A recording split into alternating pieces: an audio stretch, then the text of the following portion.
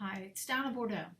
I am often asked about taking cash out of the drawer and how to report it so that we know that where the money came from out of the drawer. So I want to discuss that a little bit more in detail, and I want to first off say this is going to be more of a public service announcement than a technical way of doing things. First, I like to eliminate any excuse to take any cash out of the drawer. The only method of taking cash out of the drawer should be to give a customer change who is paid in cash. So picture this as a studio owner, if you are looking at a camera that is directly over your cash register and you see an employee go into the drawer, when is the only time you want to see them take money out? When they're putting money in. Any time that you allow for cases of people taking money out of the cash drawer, you are psychologically giving them permission to do that. And a little bit of permission leads to more and more and more. Secondly, a big case for this is there is no tracking at all on what cash comes out of the drawer. Even if you are meticulous about writing little petty cash slips like we used to do in the old days, it gets really messy. And it gives a lot of excuse and leeway to employees that lead them into things that you will not want. Some employees will take advantage of things if it's out there, and some may not, but may see another employee do it, and then one thing leads to another, and you've got employee theft issues. We want to steer completely away from that as much as possible and prevent any issues of potential employee theft. And the best way to do that is to eliminate all possible reasons why somebody would have their hands in the cookie jar except to give change to a customer. So first off, I'll hear answers like, well, I have to pay the window washer and I pay him in cash every week. It's only $10. All right, let's eliminate that.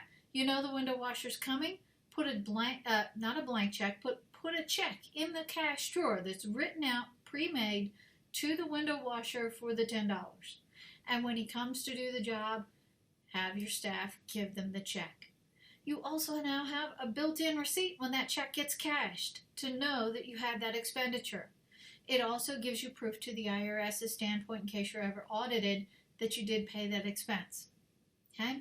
Secondly, never ever as an owner take draws out of the drawer. It again gives your employees psychological permission to do the same thing, and we don't want to do that. Next up, one other tip. Remember that when a customer pays by credit card, if you have to give any refund or any adjustment at some point in the future, that should go right back on the credit card. It should not be paid out in cash. Again, we don't want any excuses why we have to dip our hands into that cash drawer unless a customer is directly in front of them and getting that cash back. And lastly, a big one is tips. I strongly suggest that every tip payout go through an employee's payroll. Again, several different psychological issues here. If I ring up and I say I got a $5 tip, I used to own a hair salon. I know what happens. I'll just pull $5 out even if I didn't get the tip, and all of a sudden the drawer's only $5 off. It will be okay. And then next week it's only $10 off. It's only $50 off. And this leads down a psychological path. And depending on how strict of an owner you are, it may take you a long while to realize it. And if one employee does it and doesn't get caught, guess what?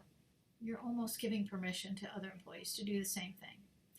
Also, I find that by grouping the tips, and they're larger, and paying them out through payroll, first off, you're accomplishing the right tax consequences. Secondly, it's more like a bonus because it's a bigger number. It's not, nobody really gets excited about a $2 tip, a $5 tip. But if they're getting $50 in tips, yay, that's something to celebrate. So it makes you as the owner look better in that they're getting a bigger paycheck too. So do yourself a favor. Look at anything that comes out of your cash drawer and find a way to eliminate that. It will do you so much better and less record keeping, less hassle, and then you won't even have to ask me how to report those things. If by chance you do have to have an emergency outbreak of something that has to come out of that cash drawer, the best way to report it to us is just shoot us an email and let us know, or respond to that monthly email that you get on the first of every month that tells you to tell us if there's anything important we need to know. Thank you very much, and I hope this helps. Have a great day.